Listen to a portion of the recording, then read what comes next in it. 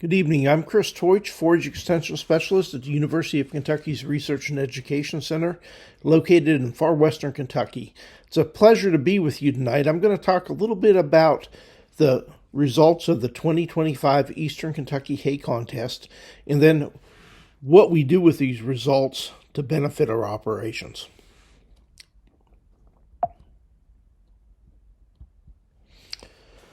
Whenever I talk about hay quality, I always like to pose the question, what does hay quality really mean? And there's lots of different terms that we throw around: crude protein, total digestible nutrients, in vitro true dry matter digestibility, relative forage quality, relative feed quality, and the list goes on and on and on. And every year we add more and more of these terms. But at its heart, what forage quality really is the ability of that forage to produce the desired animal response. And that's kind of a moving target, right? So what's a good quality forage for a brood cow? It may not be a good quality forage for a dairy cow or for a pleasure horse. So we have to know a little bit about what we're feeding that forage to. And this is just some general requirements of different animal classes. So we've got beef cattle in this chart, and we've got sheep, and we've got goats, and we've got horses, and they all have slightly different nutritional requirements. And even within an animal class, so for example, a brood beef cow, a dry cow has a much lower nutritional requirement versus a lactating beef cow. So understanding what we're feeding that forage to is really important to define what a quality hay is for you and your operation. There's several different ways to evaluate hay quality, and the first one, and probably the oldest one, is a sensory method. And again, that's touching it, feeling it, smelling it, and then making a kind of a qualitative call about the quality of that hay. We look at things like maturity. Are there seed heads present? We look at things like leafiness. Does it have a lot of stems, or is it pretty leafy? We look at color. Green tends to be good, brown not so good, right? Does it smell musty or moldy? Did it get rained on, or was it put up a little bit wet and then went through kind of a heat, and we got some microbial growth in it that causes that moldy or musty essence? Does it free of weeds and foreign material? And after the tornado in 2021 at the research station in western Kentucky, I got a whole new appreciation for foreign material in hay. That winter, we picked up foreign material in over 1,000 acres of hay fields, pastures, and crop fields. So being free of trash is really important, especially for the horse hay market. Now, even after going through all this, this does not quantify the nutritional value of that hay. It's more of a qualitative measure. So I can say maybe hay lot 1 is better than hay lot 2, but I really don't know from a sensory evaluation whether that hay will meet the nutritional requirements of the livestock that I'm feeding it to. That's kind of where evaluating hay with a laboratory analysis comes in. This type of analysis quantifies the nutritional value of that hay. We measure things like dry matter and crude protein, acid turgid fiber, neutral turgid fiber, and many other constituents. And then we can make a call whether this is going to fit or match the nutritional requirements of the livestock that we're feeding it to. There's a number of different methods for laboratory analysis. In general, there's 2 broad classes. One would be wet chemistry. So that would be things like a Keldol analysis or an acid detergent Van Soest, acid or neutral detergent fiber analysis. Or we can use near-infrared spectroscopy. Probably about 90% of the samples that get analyzed for forage quality in the United States are done with near-infrared spectroscopy. It's rapid, it's accurate, and it's very repeatable. This method correlates light that's reflected off of the sample to wet chemistry. And It's very precise, very accurate, and the contest samples that we're going to talk about tonight were done with near-infrared spectroscopy in my lab. And again, when we do laboratory analysis, we're quantifying the nutritional value of the hay, and that allows us to say, yes, this forage is going to meet the nutritional requirements of my animals, or no, I'm going to need some supplementation. That's our ultimate goal during hay analysis. It all starts with getting a good sample. So pulling one sample or a couple cores out of the bale at the end of the stack is not adequate. We really need to get a representative sample of the hay lot that we're feeding. And when we sample hay, we want to sample each lot separately. A lot is one field, one cutting. So if I had field A cutting 1, that's a lot. Field A cutting 2, that's a second hay lot. And we need to sample each hay lot separately. And we have a really good publication that kind of goes through things to remember that will help you get a good representative sample of each hay lot. And you can obtain that publication by either scanning this QR code, going into your extension office, or simply Googling UKY AGR 257. Okay, let's talk a little bit about the 2025 Eastern Kentucky Hay Contest results. We're going to look at two parameters. Generally, when we balance a ration for an animal, we're balancing it for protein and for energy. And we're going to look at those two parameters to make some conclusions about the quality of the hay samples. We're going to look at crude protein first. Crude protein is an estimation of the protein concentration of the feed. We don't actually measure protein, but we're measuring nitrogen and then multiplying it by a factor of 6.25 to come up with a value that we call crude protein. And this is what we balance rations with.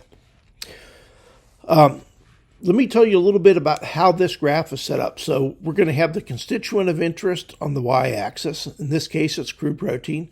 And then what I did is I took all the samples. We had 562 total samples from the Eastern Kentucky Hay Contest, and I broke them up into classes. And the classes that I broke them up in were grass hay, haylage, and that would include grass hay and legumes that were made into haylage or baleage. Then we have legumes, and that would include clover and alfalfa stands that were predominantly clover or alfalfa.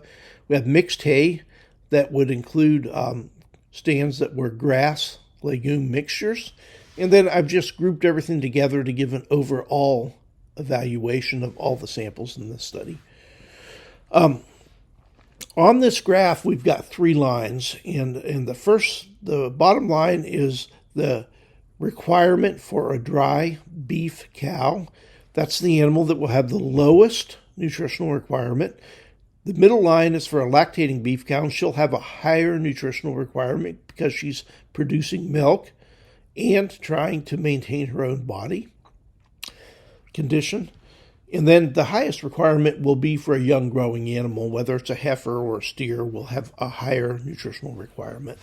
In this case, I've got a 450-pound growing steer on the graph. On each bar, there's a number, and it says N equals. And the number after that is the number of samples in this particular bar. So this is an average of these samples. And so we had, in the grass hay category, we had 279 samples. We had 48 samples in the haylage. We had 19 samples in the legume. We had 216 samples in grass, legume, hay. And then altogether, averaged over all the classes, we had 562 samples. Now, the graphs on here are the average of these classes. And we all know what an average is, right? So an average is like having 2 pails of water, one ice cold, one scalding hot. You put a foot in each pail, and on average, you're comfortable. But it hurts like hell. So averages are good for kind of talking about the data, but not for really balancing a ration per se, right? Because we really need to balance the ration for the exact hay lot that we're feeding. Okay, let's take a look here and see what we have. So on average, all the classes and averaged over all the classes would meet the nutritional requirements of a dry brood cow and the lactating brood cow.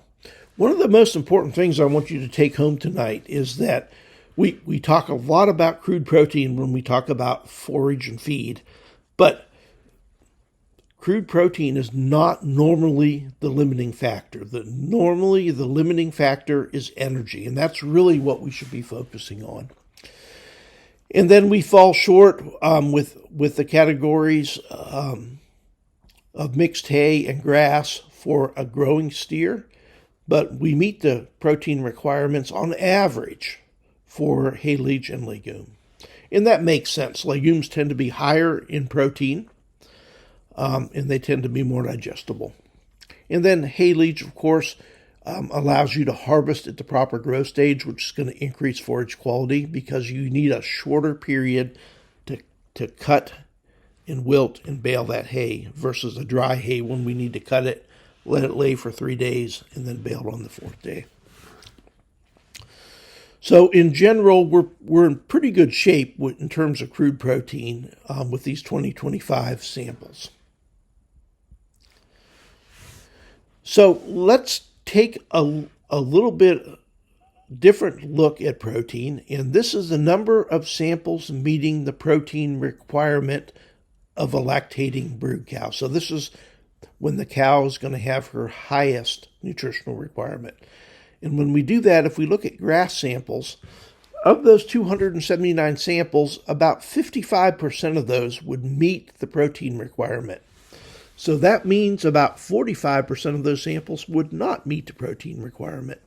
Now, as we go into haylage and legume, we're pushing up to 80 to 90% of those samples would meet the nutritional requirements of that lactating brood cow. We look at mixed hay, it's a little bit higher than just grass hay, and that kind of makes sense because we've got some legumes mixed in here that's going to increase the quality. But still, about 65% of those samples would meet the nutritional requirements of a lactating brood cow, meaning 35% would not. And on average, we're looking somewhere around 62 to 63% of the samples would meet the protein requirement of a lactating brood cow. The reason I'm showing you this graph is that averages can be deceiving. So it's important that we analyze individual hay lots and then use that information because on average, about 60% of all the samples would meet the protein requirement of a lactating brood cow. Okay, let's move on to the next parameter, and that's energy. And in beef cattle, we use what we call total digestible nutrients as an estimation of energy. And this is the results from Eastern Kentucky Hay Contest 2025.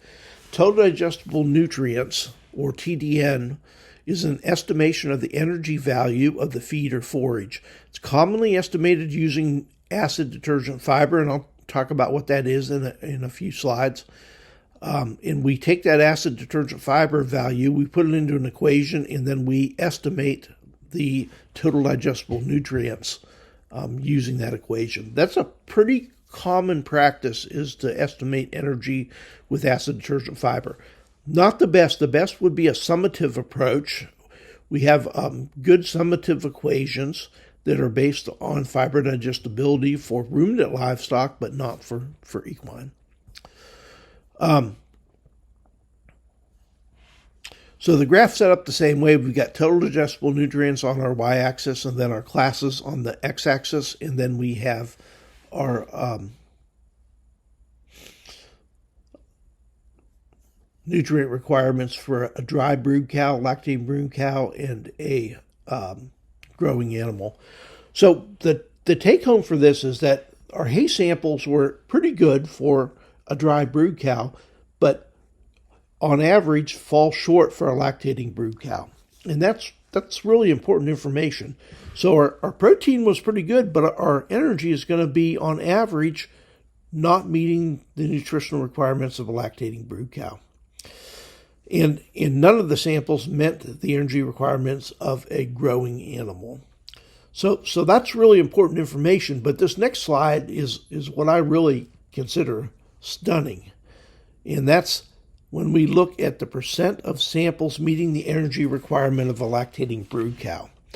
So in each one of these classes, this is the amount of samples that would meet the energy requirement or the TDN requirement of a lactating brood cow. We're below 5% of the samples. So of those 279 samples, we're probably talking around a dozen to 15 of those samples would meet the energy requirements of a lactating brood cow. Haylage is equally as low. Mixed forages about the same or a little bit lower than grass hay. And on average, about 5% of the samples would meet the nutritional requirements for energy of a lactating brood cow. Remember when I said earlier we like to talk about crude protein, but energy is really the most limiting nutrient in ruminant livestock production systems. So it's really important that we take a look at our energy or our total digestible nutrients. Now, the bright spot on the horizon is a legume. It didn't meet all the requirements, but it was over 50% of the samples met the energy requirements of a lactating brood cow. This is why it's so important to include legumes in both grazing and hay production systems, because they increase both the protein and the energy of forage.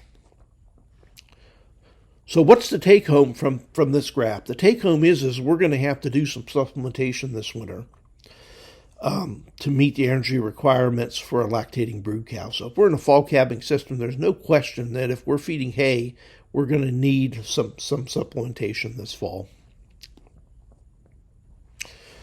Okay, these are summary statistics for the 2025 Eastern Kentucky Hay Contest. And excuse me.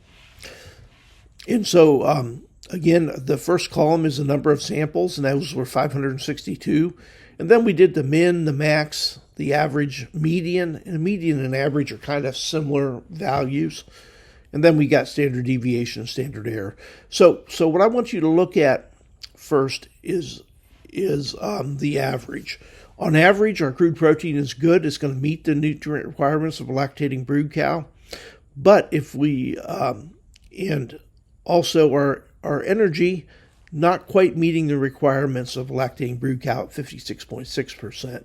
So we really need this to be around 60% to meet the nutritional requirements of a lactating brood cow. But the real story is in the range, and the range is wide. So we go from 5.3% crude protein to 21%. 21% will more than meet the needs of nutritional requirements for crude protein. 5.3% will not. Same way with total digestible nutrients. We've got 43, which will not meet the needs of a lactating brood cow, up to 67.7, which will meet the needs. So because of this wide range, we can't just say on average you need to supplement your hay. We really need you to test each of your hay lots and supplement them accordingly. And again, the take home from this particular chart is that we can't balance rations on averages. Okay, let's take a minute and talk about taking the results that you have tonight in your hand and putting those to work on your farm. I think the most important thing is that we can't manage hay quality if we don't measure it. And you guys have already taken the first and most important step, and that's measuring hay quality. This is a sample from this year's contest. I blanked out the name. And I want to talk just about what several of these parameters are so that you'll know how to interpret your reports, and then talk about what to do with these values in order to put them to work for you on your farm. The first one is relative forage quality. And relative forage quality ranks forages according to their nutritive value. So it's not really a parameter that we balance a ration on, but it kind of tells us if it's good or bad or kind of average. A relative forage value of 100 would have a nutritive value similar to alfalfa at full bloom. So what we're doing is we're ranking this based on this equation. And the equation is dry matter intake as a percent of body weight times total digestible nutrients in the whole thing divided by 1.23. And that gives us the relative forage quality. Relative forage quality is better for ranking grass hay samples than relative feed value. Relative feed value, which was used a lot in the past, was really designed for alfalfa hay and legume hay, not grass hay. Relative forage quality takes into account fiber digestion, so it's a better ranking tool for grass hay. Now, having said that, it's a ranking tool. It's not a tool that we use to balance a ration with. The second one I want to look at is neutral detergent fiber. And neutral detergent fiber is made up of the cell wall constituents. So if you look down here on the bottom, we've got a diagram of a cell. It's got cell contents or cell solubles. So when we measure neutral detergent fiber, what we do is we take that ground up forage tissue, we put it in neutral detergent solution, and it washes the cell solubles out. And then it leaves just the cell wall components. And they're composed of cellulose, hemicellulose, lignin, and pectin. And that's what neutral detergent fiber is. And the reason we look at neutral detergent fiber is because it's related to dry matter intake. So animals can only eat a certain amount of forage. As neutral detergent fiber increases, their intake decreases. And this is the relationship. This is a crude method for estimating dry matter intake. We have some better methods based on summative total digestible nutrients and summative dry matter intake estimates. But dry matter intake as a percent of the body weight equals 120 divided by percent NDF. So, for example, if I had an NDF value of 60, I would take 120 divided by 60 would equal 2.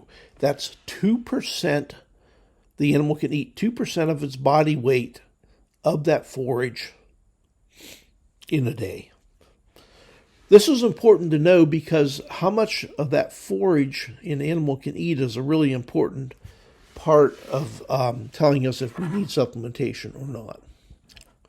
The next one I wanted to take a quick look at is acid detergent fiber, and this was similar to neutral detergent fiber. We washed that ground forage material in an acid detergent solution, and it leaves us with the cell wall constituents, cellulose, and lignin, and it gets rid of the hemicellulose. This is commonly used as a proxy for digestibility. And we commonly use ADF to calculate energy or estimate energy for different forage materials or feed materials.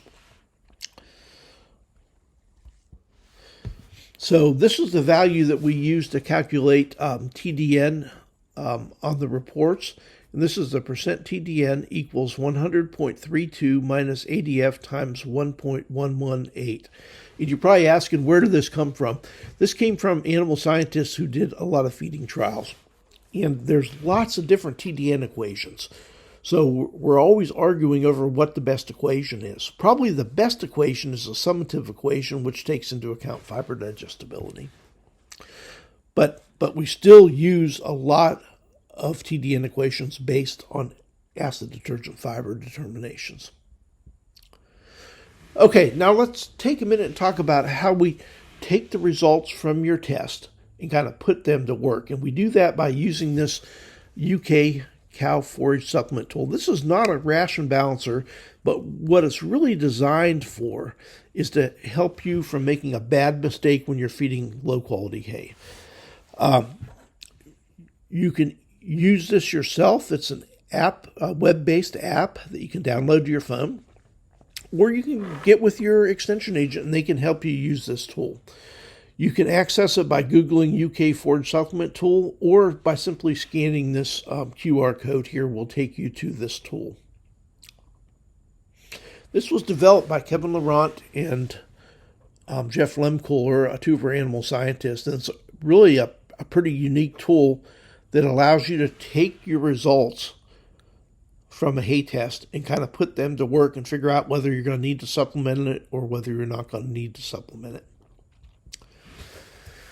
Okay, so I took the constituents from the report that I just showed you a few minutes ago and put them into this little chart here so you can see them a little bit better.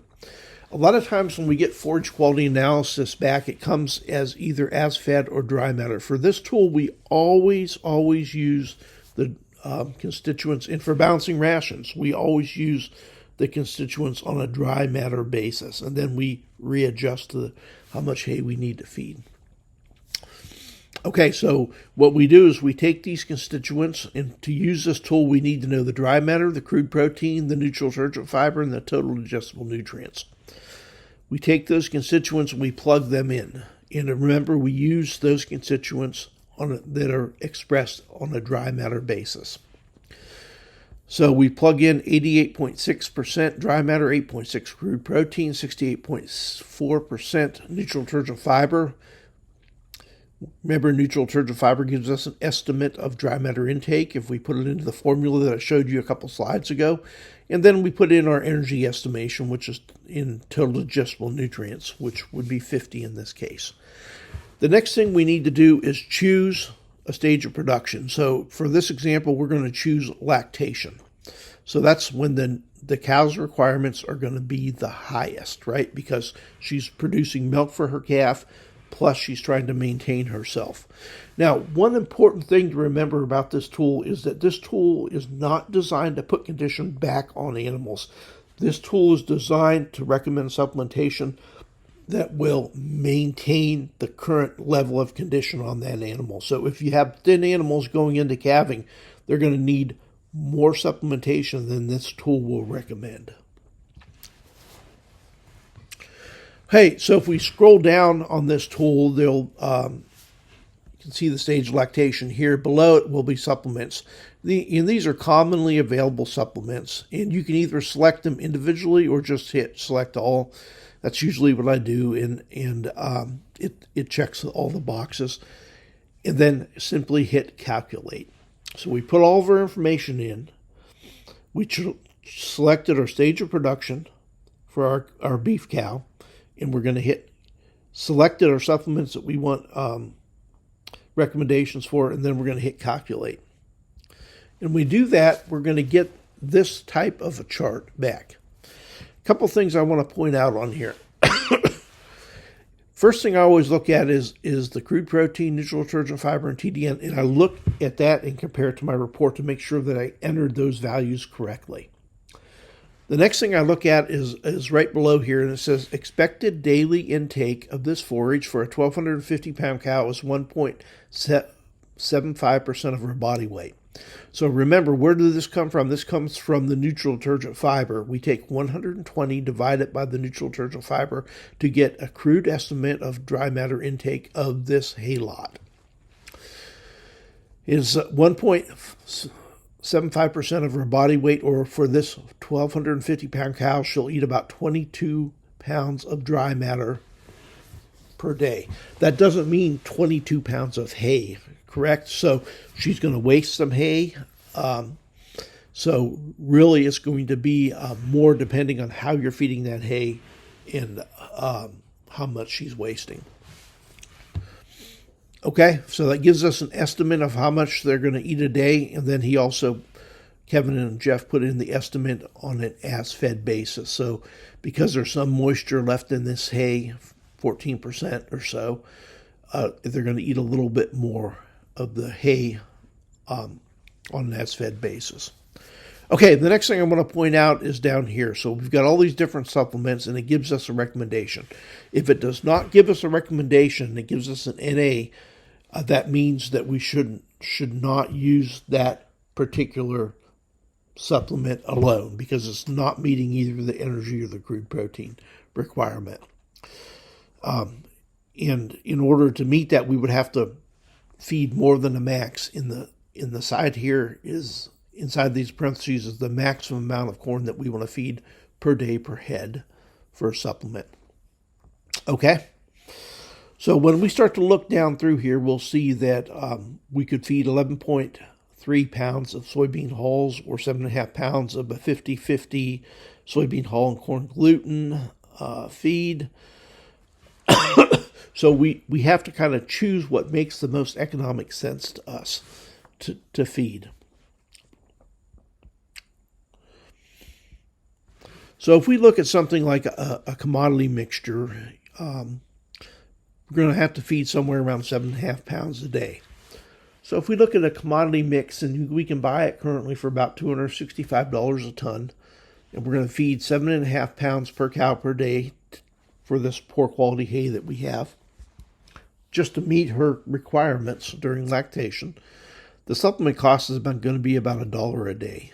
So roughly for 60 days for a 50 cow that are lactating, we're going to feed about $3,000 worth of hay. If you're only feeding hay 60 days, you're doing pretty good in your grazing system.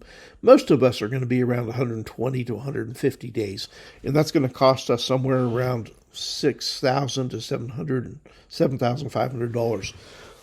And this is kind of your penalty for making bad quality hay, right? So you're saying, well, I'm not going to pay that penalty. I'm just going to feed the hay, and it's just going to be what it is. And that's fine. But you are going to pay the penalty either way. And the penalty is that your cows are going to lose weight during lactation, and they're going to be thinner at rebreeding. And when they're thinner at rebreeding, they're not going to rebreed as well. Body condition score at calving is the single most important factor in terms of getting those cows rebred. And nothing hurts overall profitability than having a bunch of open cows because they were too thin at rebreeding. So my point is the best solution to this problem of low quality hay is do a better job at making hay next year. Okay, so here's my take-home points. You can't manage hay quality unless you measure it. Energy tends to be more of a concern than protein in about 95% of the cases when we talk about hay. We always talk about protein at the country store, but we really need to be talking about energy. Results are useless unless you use them. And there's two kind of time frames that we can use these results in. The first one is using them immediately to figure out what we need to supplement to maintain condition on our cows, or if we need to supplement to maintain condition on our cows. The second one is to think about what am I going to do different next year to improve my hay quality. And that's a whole nother discussion that I don't have time to talk about tonight. But we can make key changes in how we manage our hay that will improve forage quality. Sometimes, like this year, it was just hard to make good quality hay because it was so wet this spring. We just did not have 3 days of curing followed by a fourth day to harvest that hay on until later in the season, which caused our hay to become very mature, which reduced our forage quality. And the last thing is that the UK beef forage supplement tool, again, it's not a ration balancer, but it's a tool that is going to tell you whether that hay is going to come close to meeting the needs of your lactating animals or your dry animals. And it really is a good way to take the results of your report and put them to work for you and hopefully help you to avoid a poor hay quality train wreck this winter. All right, I'm going to leave you with this. I'll be happy to take any questions. This is a QR code. If you scan this, it'll take you to our forage webpage. A whole bunch of different information grouped into different icons on this webpage. Plus, it's got our upcoming events. And the last thing I want to mention is our KY Forages YouTube channel. And you can reach us by Googling KY Forages YouTube or scanning this QR code to bring you to it. We've got about 600 videos related to forage and livestock management on here. Really a great resource for improving your forage management. All right. Thank you for your time. I hope you have a great evening, and thank you for participating in the 2025 Eastern Kentucky Hay Contest. And I want to give a big shout out to all the agents that organized and did the lion's share of the work for this contest. This is a great contest that's been going on almost 30 years, and it really has had a dramatic impact on improving hay quality and helping producers understand when hay needs to be supplemented.